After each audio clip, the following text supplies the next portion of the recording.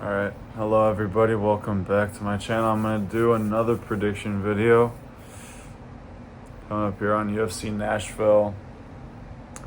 We had a week off last week because sometimes they do that. It's very rare, but sometimes there is no UFC. But I feel like I needed a break after that Oliveira loss. Yeah. That Joshua Van fight was great though. Had a week off. Now it's time for UFC Nashville. The main event there is Lewis versus Teixeira. Kind of an interesting matchup.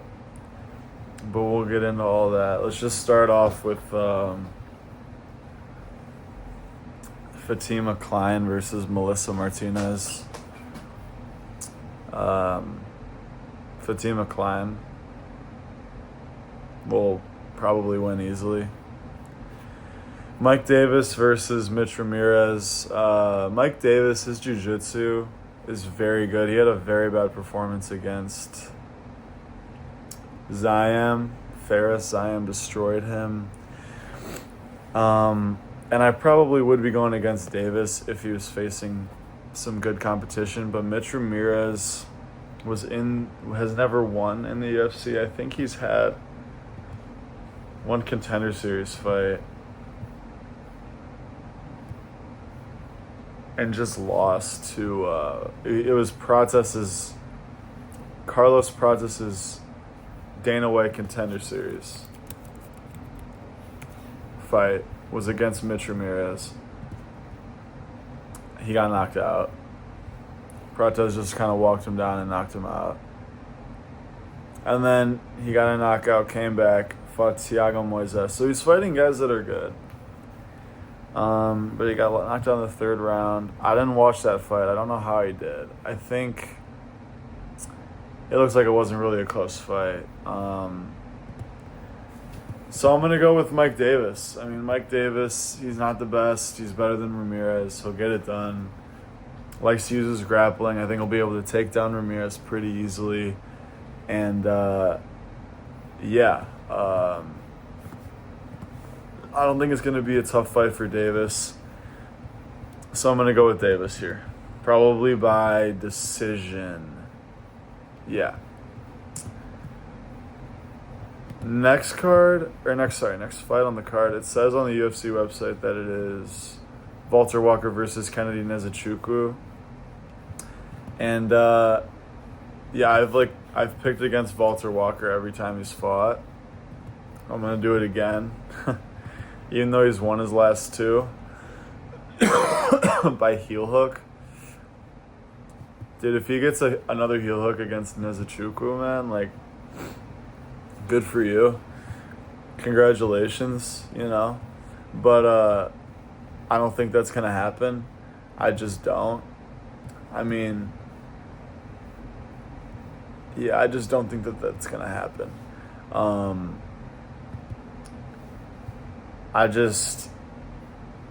Nzechukwu was having some success at light heavyweight, but he moved up to heavyweight, and he's big enough for heavyweight. It's not like he's small. He's got that. Like Walter Walker, his skill level would not translate to light heavyweight. He would not be good. Nzechukwu is, what I'm trying to say is, Kennedy is a lot more skilled than Walter Walker everywhere. I don't see Walker being able to take him down. And I think Kennedy is just going to be able to outbox him and piece him up on the feet. And I'm going to pick Kennedy probably by first round KO.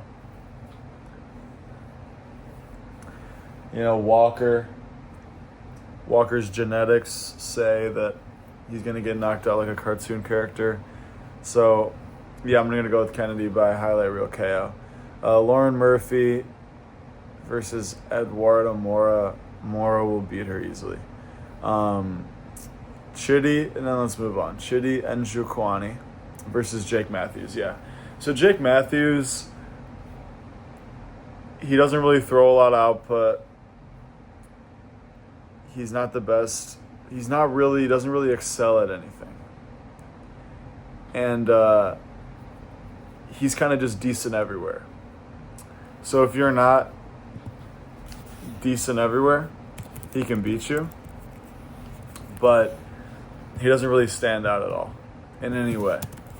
I like watched this fight against Michael Morales. He just got shut down, and he just goes the distance a lot. His fight with Phil Rowe was very boring. He won, but it was just very boring. I mean, he just does enough. He just does enough to win these fights. He's not... No, it was his last fight. Francisco Prado. I think I watched that. And it was very close. It was a very close fight that Matthews narrowly won. But if someone's going to get there and put a pace on Matthews, they're going to be able to probably knock him out. And that's what I see happening here against Chidi and Njokuani, because Matthews is going to excel in just a kickboxing fight where he's not getting pressured. But if someone's going, like I said, to put a pace on him, which is what Njokuani will do, he will beat him. I picked Njokuani to lose his last fight, but he destroyed this guy, Dos Santos. And Dos Santos had a really close fight with Randy Brown. So, I am thinking very highly of Njokuani at this point. I'm going to pick him to win because he's very high output and he's just going to be able to put a pace on Jake Matthews and outland him. And Njokuani, I don't think Matthews has the power to put him out. I see Njokuani winning a convincing decision or potentially finding a knockout at some point. So let's move on. Max Griffin versus Chris Curtis. I'm surprised Max Griffin is still in the UFC. Based on his last performance against Chiesa, I thought he would have retired after that. He's very inactive. He never really fights. And he just is the most low-output, boring fighter that I have ever seen fight. I'm looking at his last fight against Chiesa, just the stats. I didn't even remember it going to the third round. I thought he got submitted in the first round or the second round. Because that fight, I can't believe that fight went to the third round. It was so low output and boring. I mean, Max Griffin does nothing. I mean, he just does nothing. It's a staring contest. And Wells, he beat Wells. I remember that fight. And I remember I picked Griffin to win. And it was a split decision that it could have gone either way. And the guy just doesn't... He landed 26 total strikes in 15 minutes. That's like one strike per minute, man. That was his last win. And when he beat Tim Means, he landed 42 total strikes in 15 minutes. So that's like one strike every 30 seconds, maybe a little more. But he got outlanded. I mean, I don't know, man. I just don't know. I can't pick a guy like Max Griffin to ever win. And the fact that he's fighting a guy like Chris Curtis makes no sense to me because Curtis is actually very good. And Curtis just had a war with Roman Kopylov, who's also Actually, no, Kopylov's not fighting until... He's fighting soon, but he's not fighting on this card. Anyways, Chris Curtis had a controversial loss. He was going to lose, but it was a controversial stoppage, against Kopylov. Before that, he arguably beat Brendan Allen. A lot of people thought he won that. He beat Marc-Andre Barriault. He's fighting the best of the best, knocked out Buckley. Curtis isn't the most active guy. He fights 3 times a year, maybe. Just sort of active, I guess. I'm not trying to call him inactive, but, man, he's very skilled. I don't understand this matchmaking. This is just one of those, I just don't get it. I don't get why they're putting Griffin against Curtis. Griffin got destroyed by Michael Chiesa, and Curtis had had an absolute war with Roman Kopylov. So, there's levels, There's levels to this. They're on a completely different level. And Curtis is younger than him. I'm going to pick Curtis to win that. Probably by... Max Griffin, although he throws low output, he does nothing. He's, hard to finish. But he may be kind of getting worn down towards the end of his career. And I could see Curtis finding a KO, potentially. Even if not, it's probably just a 30-27 convincing decision win by Chris Curtis. Let's move on. On the main card in 2025, we have Junior Tafa on the main card in Nashville. Crazy. Against Tuco Tokos. Tuco Tokos hasn't won in the UFC. Versus a guy. So you got Tuco Tokos versus Junior Tafa. I'm going to make this quick. I'm picking Tuco Tokos because he went the distance with Navajo Sterling. And although he lost, he went the distance, which is impressive to me. And Tuco Tokos, funny enough, going the distance against Navajo Sterling is more impressive than anything Junior Tafa has done in his entire career. He lost. He's one of the guys who Walter Walker heel hooked. And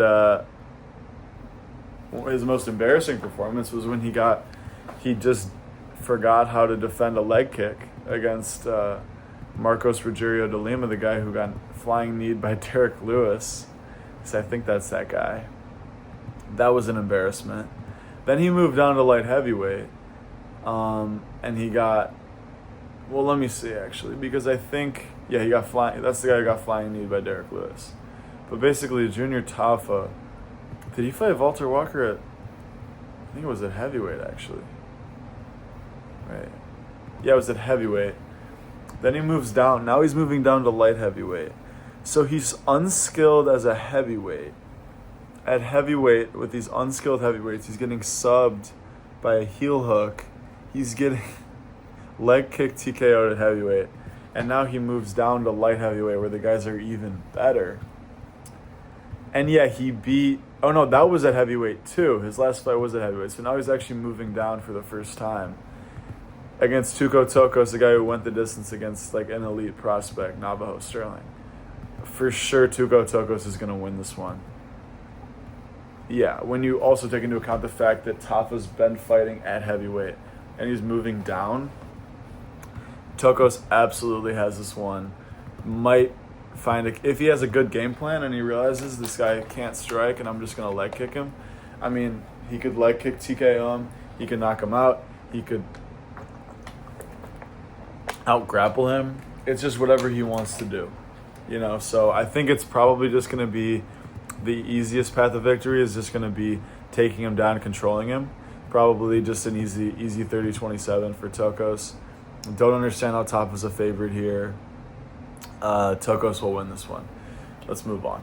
So now we have Vitor Petrino coming back as a minus 700 favorite when he's lost his last two fights. Interesting.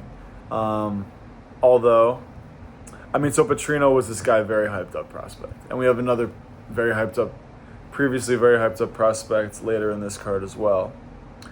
But let's talk about this one right now. So yeah, Petrino is a very, very, very hyped up prospect. He's beaten some of the best guys. Bukowskis is a great win. Prachnio is a good win. Pedro is good. Bellotto is good. He was 9-0. 11-0. They gave him Anthony Smith. They're like, we're going to let him just beat up Anthony Smith so that his name can get out there more and that we can just put him up in a title fight if he wins a couple more. He goes in there as a huge favorite, and he's winning on the feet, and then he shoots a takedown, gives up his neck, doesn't even really defend. It's like he had never been put in a guillotine in his life, the way that he went about that. And he couldn't have been just exhausted because it was 2 minutes into the fight. So, I'm really confused what happened. He got caught. Smith tapped him. Then he goes against Jacoby. He wins the first 2 rounds. Again, it was a very boring performance. But he was winning the first 2 rounds. He was about to win either a 30-27 or a 29-28 decision. Then Jacoby steps through with a huge right hand and knocks him down. Brutally knocks him down. Like Usman versus Masvidal. Puts him out cold. So Petrino man, he can be beat. He's been knocked out and submitted. But he's also beat some good guys. I don't think he's a champ. A lot of people get hyped up because of their undefeated record. Now that's gone. So the hype's kind of gone, but they're trying to give him a layup here. They're like, okay, look. We thought Smith was a layup for you and you lost. We thought Jacoby would be an easy knockout for you and you got knocked out. So we're going to give you an even easier fight here. We're going to cut Austin Lane. We were going to cut him anyways, but we're just going to let you finish him one more time before we cut him. And Lane has just been knocked out time and time again. But it's similar to what they tried to do with Lane against Rebellis Despain when he beat Rebellis Despain against a huge underdog. I mean, he knocked down that guy in his last fight, Pinto. He was beating Pinto up badly before he got knocked out. Pinto was a huge favorite. He knocked Pinto down, was piecing him up on the feet, was just destroying the guy. Pinto came back, huge right hand, knocked him out. I think Lane's decent, but he has no chin. And is this fight happening isn't Lane a heavyweight though? Wait, I'm confused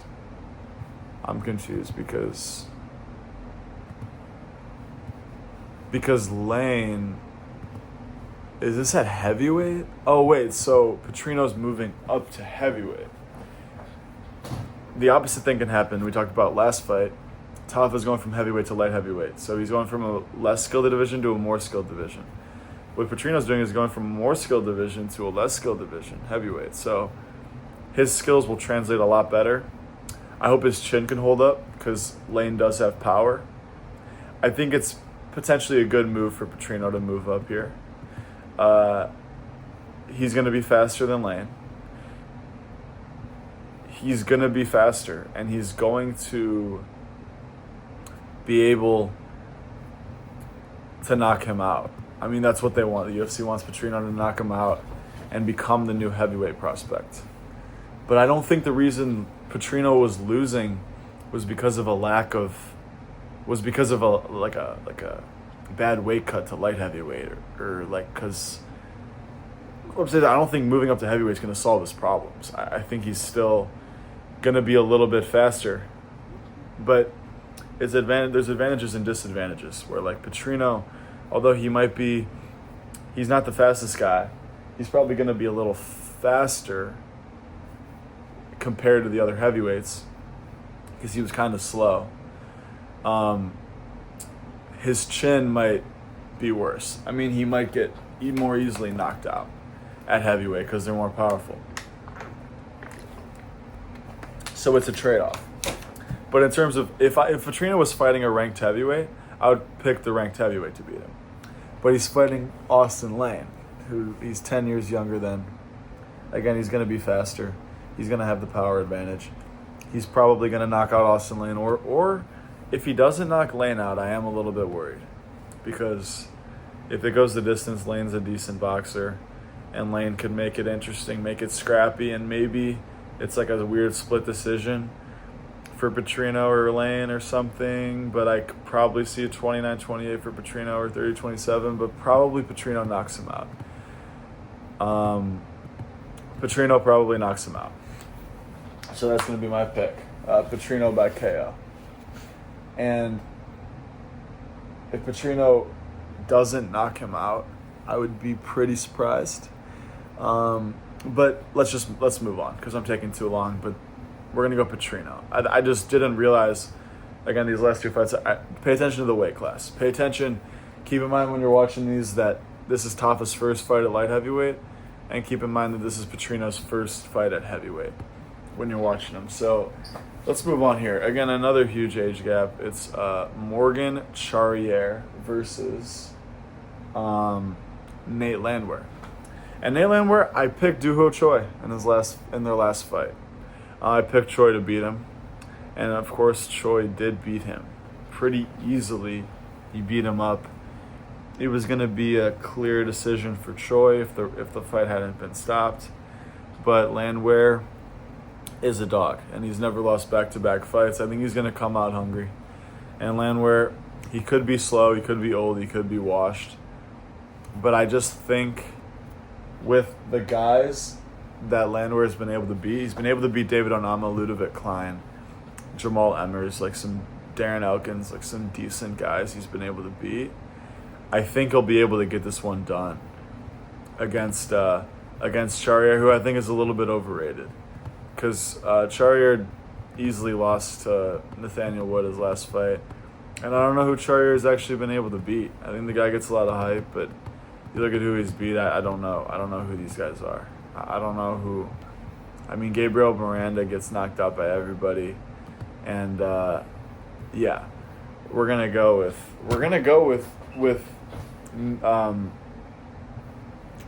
Nate Landwehr just because of the lack of competition that Charrier has faced. Landwehr's fought some great guys. I think he'll be able to run through him, maybe take him down and submit him, or just put a pace on him and knock him out potentially, because Wood dropped him. I think it's going to be a decent fight. I just see Landwehr out dogging him and getting it done. Probably my official pick will probably be Landwehr by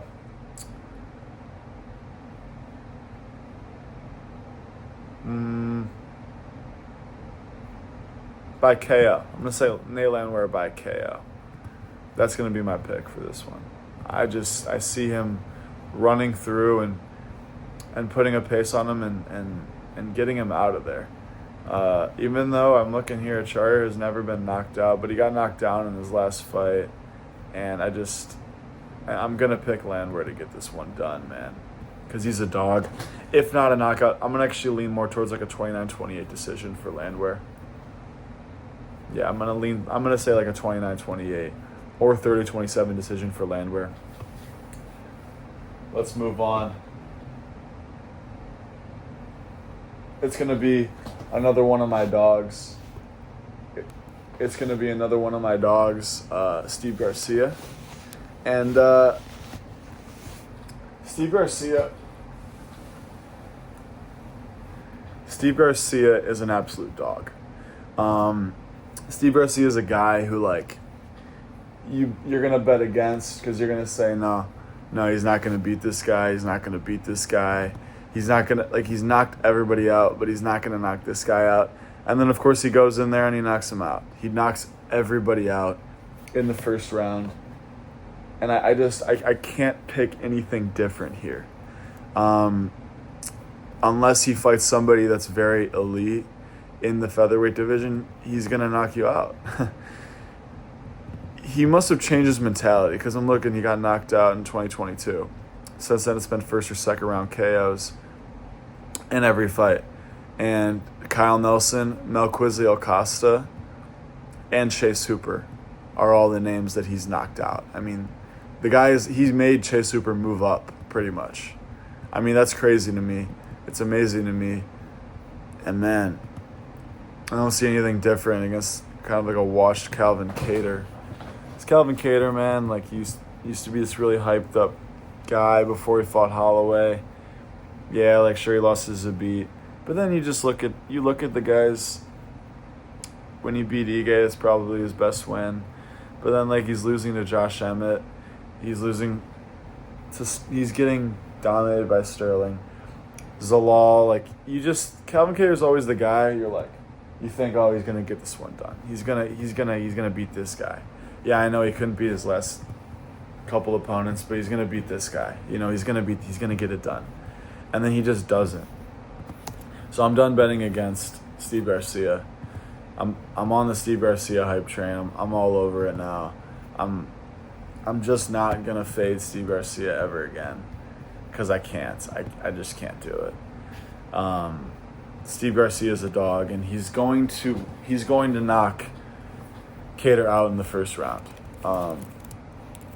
He's gonna knock Calvin Kattar out in the first round. He's gonna walk through him and knock him out because this is what he does. Kattar's not good enough to survive Steve Garcia. Steve Garcia will probably be ranked after this. Good for him, and he's gonna deserve it. Yeah, it's gonna be a first round KO. I'm looking at Kattar's only been knocked out once by Arnold Allen in the second round, but I'm pretty sure it was like a leg injury. But I just don't care. I don't care. Steve Garcia is different. He's gonna knock Kattar out. I've seen it too many times where a guy hasn't been knocked out, so I'm like, oh, he's not going to get knocked out, but he's going to get knocked out by Steve Garcia in the first round. And that's just what's going to happen. And then hopefully, actually, let me just look at the rankings. Steve Garcia is a guy who I don't think loses to a lot of people at featherweight. I mean, it looks like Cater is ranked 14th, so good on him. Good on Garcia. He will be ranked after this win. And then you can maybe set him up for a fight with Lerone Murphy. He can knock Murphy out pretty easily, I think. And yeah, man, Garcia's a dog, so keep an eye out for him. Like, that's honestly, like, that's the one fight you want to watch. If there's one fight you really want to catch, it's Steve Garcia versus Calvin Kattar, because it's gonna be a scrap, and you're gonna become an instant fan of Steve Garcia after it. And so yeah, let's move on. Now it's the co-main event. Wonder Boy's back after the brutal knockout loss against Buckley, against Bonfim again, another guy who is a very hyped prospect. A lot of these guys become hyped because of their undefeated record, and then they lose it, of course. Bonfim lost a lot of his hype after he got knocked out by Nicholas Dalby. And Stephen Thompson's just been around forever. He's 42. But he's very good, man. He's very good. And I had him beating Buckley before he got knocked out. And you look at the guys that Wonder Boy's losing to, he's losing to the best of the best, you know, at the time. And I've never watched his fights with Woodley. I have no idea who actually won those fights, but they were close. He beat Darren Till. It was a robbery. And then, yeah, lost to Pettis. He's losing to great wrestlers. He loses to great wrestlers. You know, great wrestlers who can take him down and dominate him will beat him. But when it's on the feet, like when you look at the Woodley fight, Woodley didn't even take him down. That's actually interesting. Took him down once. I guess Woodley was a good striker then. I don't really know much about that history, but looks like when they drew, let me look at when they drew. When they drew, it doesn't have any stats up for the fight. They just had very close fights, those boys. But yeah, Woodley used to be a dog. Buckley's a dog. But he was, in my opinion, Thompson was up 2-0 against Buckley before getting knocked out. So I'm going with Thompson to beat Bonfim here. I think it's going to be a clean 30-27 on the feet. Originally, when I saw this fight, I'm like, oh, of course Bonfim will beat him. But Thompson, he has a style. His style of fight is good for somebody who's that age.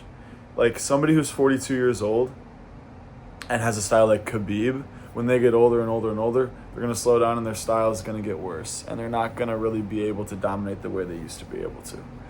But a guy with a karate style like Stephen Thompson will be able to still implement his style and his pace when he fights, because karate is a lot different.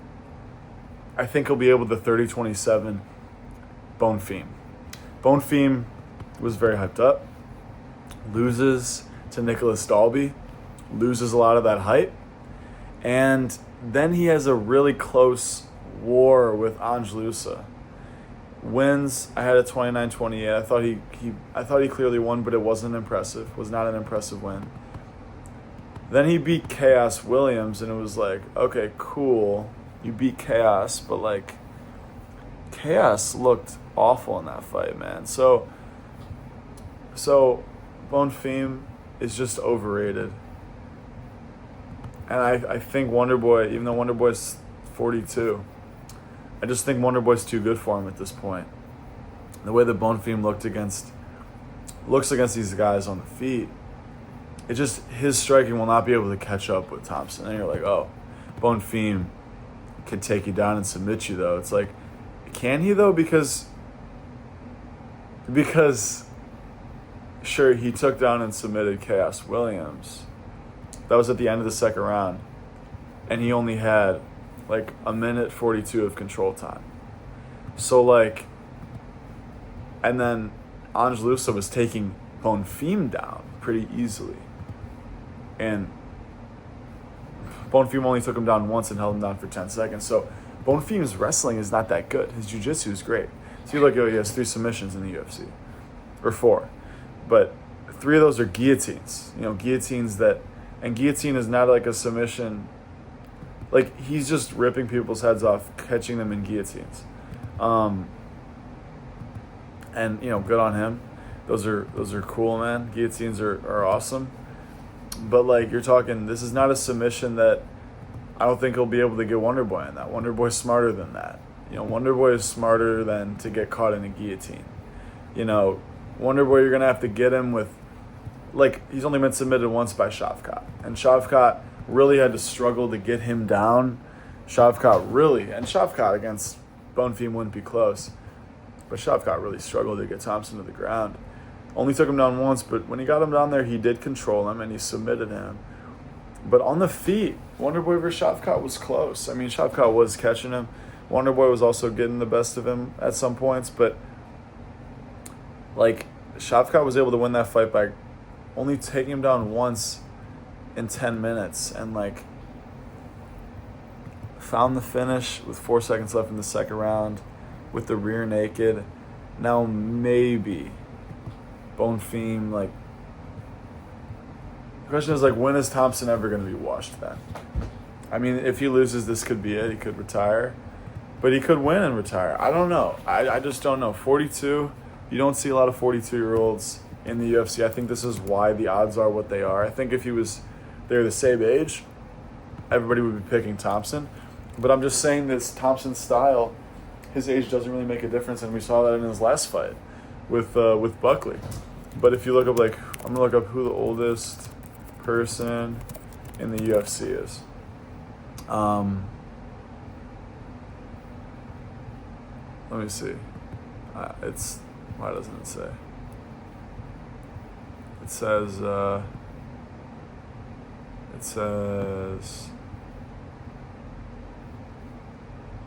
Randy Couture. What are you talking about? Oh, you're talking about who the oldest fighters ever were, like, at the time. I'm talking about right now. I mean, like, it's talking about, like, Holly Holm and 42. I think he's the oldest person in the UFC right now, Thompson. If not, he's one of the oldest people ever in the UFC. But I don't think that makes that big of a difference. So I think Thompson is going to get this one done. Probably a clean 30-27 on the feet. The wrestling of Bonfim won't be an issue for Thompson. And Bonfim's not going to catch him in a guillotine, so I'm just going to go with Thompson, 30-27, clean win. Now Derek Lewis. Derek Lewis is going to fuck. Now this is the main event. Derek Lewis versus Teixeira Teixeira. It's interesting putting that the UFC chose Teixeira for this one. Teixeira's good. I mean, I like him. I mean, heavyweight's a very shallow division, and we need contenders. We need new meat, so to speak, to step up and fight Aspinall, because Aspinall's already beaten everybody. I mean, you look at the heavyweight rankings, he's beat number 2, number 3, number 4, number 7, number 8. Yeah. So he's beaten, and Teixeira's already ranked. He's already ranked 13th, and he's only had 1 win in the UFC.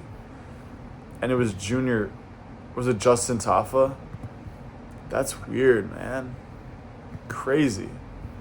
But yeah, Teixeira walked through him, knocked him out easily, and put him on his ass. The UFC heavyweight division is very shallow, for sure. And we need a new guy to come in. I mean, I'm not talking about Waldo Cortez Acosta or Cyril Gane. Like, I'm talking about an actual new guy. Like, a new guy who's entertaining, who can get knockouts, and who can present a challenge for Tom Aspinall. Because Waldo Cortez Acosta is not going to challenge Aspinall, man. He's just not. If they ever fought, it wouldn't be a challenge for Tom. And if Gane fought Aspinall, it'd be interesting, but Aspinall would probably win. We need a guy who who's like Aspinall. He just finishes everybody. And Teixeira has the potential to be like that. You look at all of his fights. None of them have left the first round. They've all been first round finishes for Teixeira. That's what we need. And what we need in this fight is we need another Teixeira first round finish. And I think that's what we're going to get. You know, I don't see it going the distance. Obviously, it's probably not going the distance with these guys. Lewis is at the end of his rope. It could be his last fight. It would be cool to see him get a knockout and then retire. Again, we could see 2 retirements. we could see Wonder Boy win and retire, and then Lewis retire and say my balls are hot again. That would be funny. But man, like Derek Lewis, I just can't pick him to win, man. I'm sorry. I love Lewis. I love him. And if he wins, that would be really cool. But I think Teixeira's going to knock him out in the first round with ease. And don't get me wrong, man. I'm not saying Lewis isn't good. I'm just high on Teixeira right now. I know he's only had 1 fight in the UFC, but the way he looks, and he beat a guy that isn't that good, Justin Tafa, so I could be completely wrong. But he doesn't care. He's going to walk through him and knock him out in the first round. I mean, Lewis isn't big enough. Lewis has the power to knock Teixeira out, though. I mean, I'm not sleeping on Lewis, but Lewis has been knocked out before. You know, Lewis got knocked out by Tai Tuivasa. And Teixeira just walked through a guy who's similar to Tai Tuivasa and Justin Tafa. It's also an age thing. I know I said age didn't matter in the last one, but the age matters in this one because Teixeira's 25 and Lewis is 40. That matters a lot, man. That matters a lot with the styles. Like, I get both these are a 15-year age gap. But with Thompson, his karate style is not really that susceptible to age. I mean, a little bit. But Lewis is like brawling style, man. Like, Lewis is going to get exhausted if he's in a brawl. And if it somehow goes to the 4th or 5th round, I think Lewis would just gas out and get knocked out that way.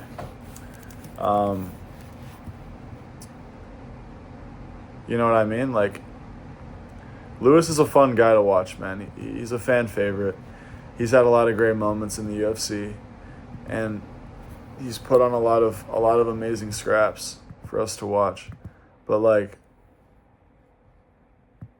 man, you know, at the end of the day, he's 40, and Tai Tuivasa knocked him out, and him and Teixeira are gonna go out there and scrap. You know, don't get it twisted, but man, I can't pick Lewis to win this. I think Teixeira's got him. Teixeira's going to get him out of there in the first round. And he makes for a very, very, very promising new contender in the heavyweight division. And he's a guy who can potentially challenge for the belt in the future if he is what we think he is. I think he is. So I'm going with Teixeira by first round KO. Those are all my picks. Just to summarize, Teixeira by first round KO, Stephen Thompson 30-27, Garcia, Stephen Thompson 30-27 unanimous decision, Steve Garcia first round KO, Landwehr 29-28 unanimous decision, Petrino first round KO, Tuco Tokos 30-27 decision, Chris Curtis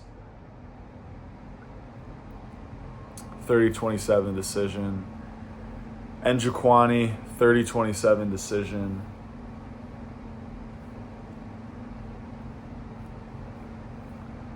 Mora 30-27 decision,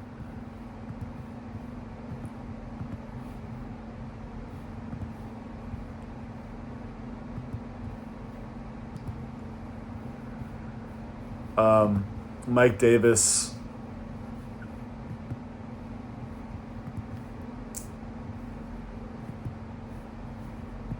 Mike Davis by second round submission. Or first round. Let's just give Mike Davis first round submission. No, Mike Davis second round submission. Kennedy Nezuchuku first round knockout. And Fatima Klein.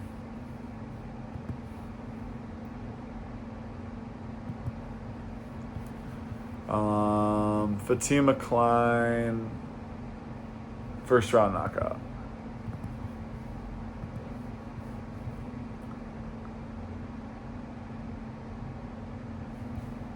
Oh, Lauren Murphy got a title shot back in the day? That's crazy, dude.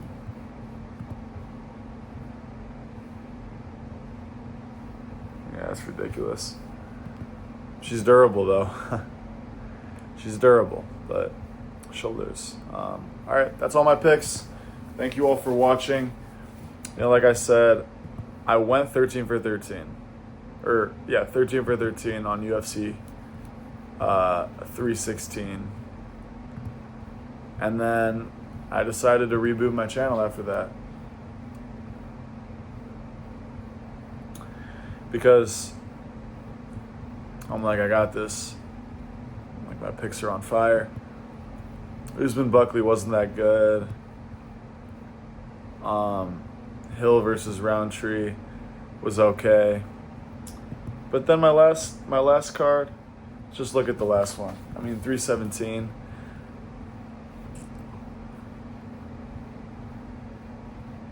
Or 11 fights. I think I got Oliveira's wrong. Marcano was wrong. And Emil was wrong. So I went 8 for 11, which is not bad. And Marcano was a shocker. Yeah, maybe that's what I'll do in my videos. I'll just kind of recap the last picks.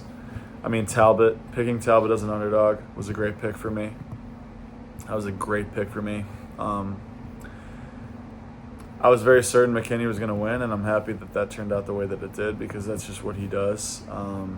Emil was a disappointment. I thought Emil's chin was better than that.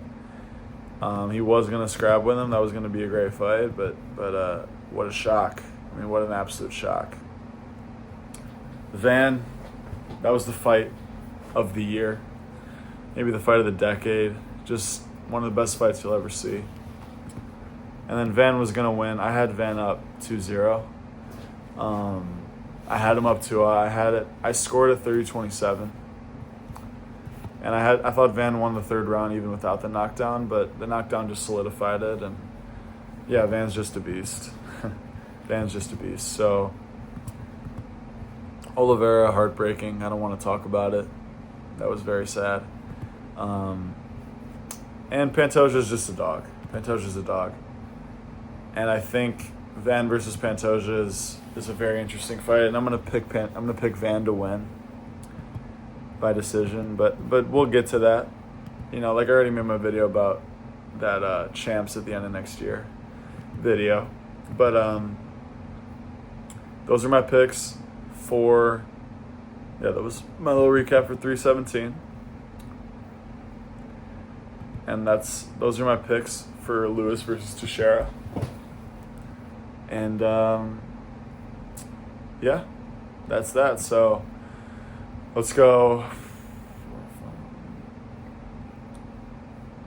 12 for 12. And yeah, thanks for watching.